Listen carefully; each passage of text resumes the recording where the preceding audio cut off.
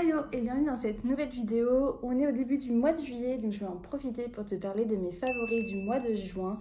Donc c'est toutes les petites choses qui ont rendu mon mois de juin un peu plus beau, malgré tout ce qui s'est passé en matière de politique, etc.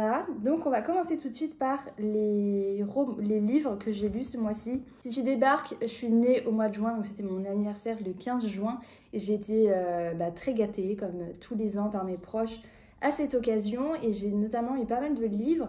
Il y en a que j'ai déjà lus, il y en a que je suis en train de lire, donc je vais te parler de ceux que j'ai lus parce que ça a été des véritables coups de cœur pour les deux. Donc on commence tout de suite. Il y a notamment Racine de Lou Luby. C'est une BD qui va s'intéresser un peu à l'histoire des cheveux crépus et à comment aujourd'hui ils sont invisibilisés par le cheveu lisse dans le monde entier et les raisons pour lesquelles c'est le cas. Donc c'est évidemment lié à des systèmes de domination raciale et c'est hyper intéressant en fait comment c'est expliqué parce que c'est vraiment accessible et en fait c'est vraiment tourné sur les témoignages d'une jeune femme réunionnaise qui grandit avec des cheveux crépus et comment ça a vraiment ça conditionne finalement sa vie en fait et comment elle arrive à se déconstruire au fur et à mesure, à apprendre sur ce sujet également. Et elle nous fait part en fait de cette expérience et c'est vraiment très intéressant,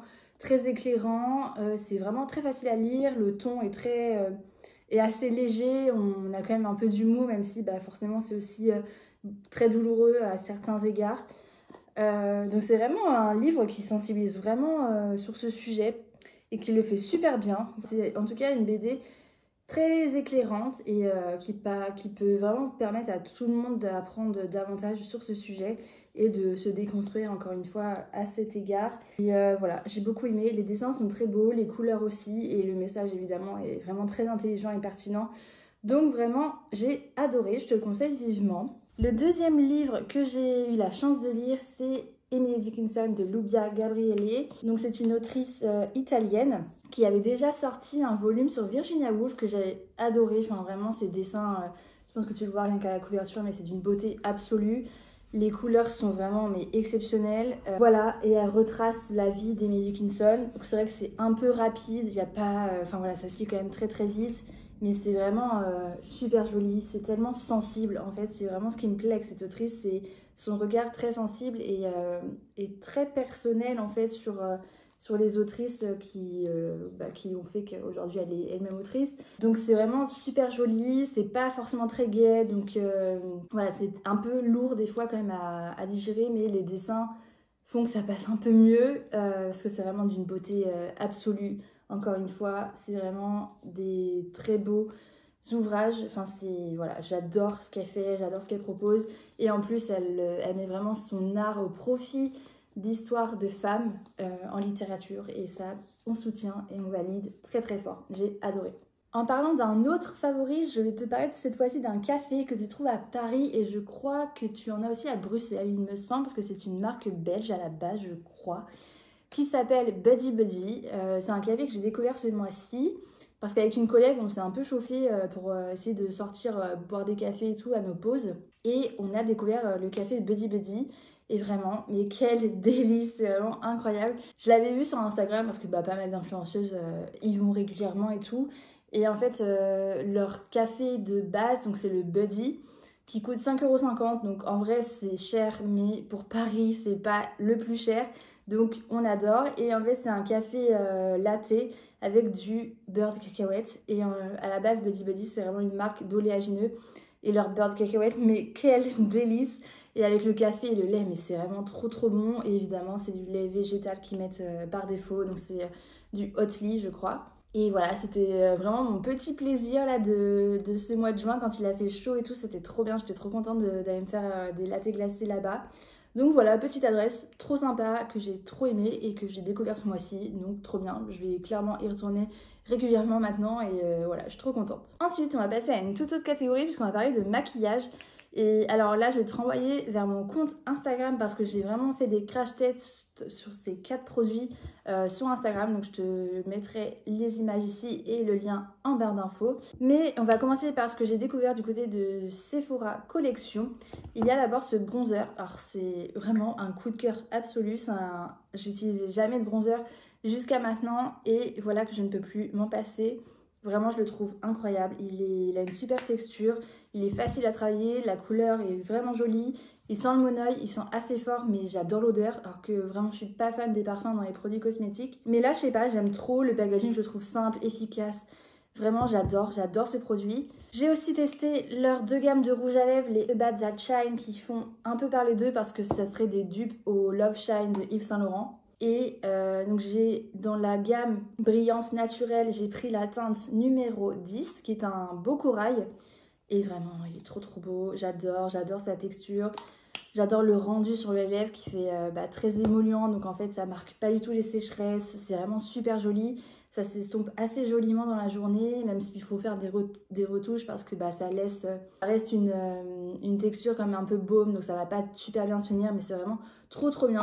J'adore. Et dans la gamme A Bad That Shine Brillance Laquée, j'ai pris un rouge. Donc c'est de la teinte numéro 7 cette fois-ci. Et il est vraiment trop beau. C'est vraiment un vrai rouge. Et avec cet effet un peu laqué, c'est vraiment assez brillant. Et pareil, très confortable. Mais pour le coup, je conseille quand même de mettre un contour des lèvres rouges avec celui-ci parce qu'il peut avoir tendance un peu à baver. Donc voilà, pour améliorer un peu sa tenue, je te conseille de l'utiliser avec un contour des lèvres. Mais j'adore, vraiment, je suis trop fan de ces 3 produits. Sephora, là, ils ont tapé super fort. Les 3 produits sont à 13,99 €, donc ça reste accessible. Par rapport, par exemple, au Yves Saint Laurent pour les rouges à lèvres qui sont à 44 € l'unité. Donc vraiment, trop contente. Et j'ai enfin testé les blushs liquides de chez Rare Beauty. J'ai pris la teinte Grateful, qui est le rouge de la gamme. Et vraiment, je suis trop contente de ce blush. C'est pas le blush le plus évident à travailler, mais une fois qu'on a compris qu'en fait, il faut vraiment venir le travailler sur la main avant de l'appliquer sur son visage, c'est quand même beaucoup plus simple comme ça. Et franchement, il fait un rendu super joli. Il est assez...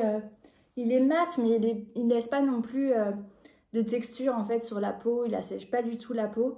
Donc voilà, je suis vraiment trop contente. J'ai découvert 4 produits là que j'utilise désormais à chaque fois que je me maquille en ce moment, donc vraiment trop heureuse. Évidemment, rien n'était soldé, mais c'est pas grave, j'avais prévu le budget pour, donc voilà, je me suis fait un peu plaisir, c'était trop cool, je suis trop contente de mes trouvailles.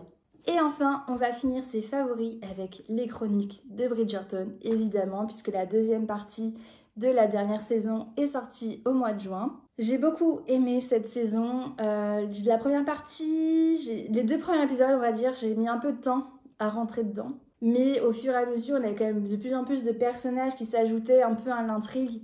Et c'était trop bien, j'ai trop aimé. Après, j'ai trouvé que les scènes d'amour, on va les appeler comme ça, étaient un peu longues et pas toujours... ouais, je trouve qu'elles traînaient un peu en longueur, que c'était pas hyper nécessaire. Enfin, j'ai pas trop compris pourquoi ils ont autant insisté sur ça. Mais c'était quand même très cool. Et encore une fois, c'est quel plaisir de voir une femme avec des formes qui ne soient pas très grandes, enfin voilà, qui ne répondent vraiment pas aux standards de beauté qu'on attend aujourd'hui en tant que personnage principal. Et quel personnage, enfin vraiment, c'était trop bien. Il y avait des beaux messages, je trouvais quand même, qui étaient passés dans cette saison. Même si c'est vrai que c'est une série qui va un peu quand même prôner le mariage. Enfin voilà, ça va pas être... On est à l'époque victorienne, donc forcément c'est pas hyper progressiste. Mais justement, je trouve qu'ils ont quand même réussi à moderniser en restant dans les codes de l'époque. Et je trouve ça assez fort. Et ils ont osé, donc c'est cool. Et voilà, je trouve qu'il y avait des beaux messages sur l'amour, l'amour libre...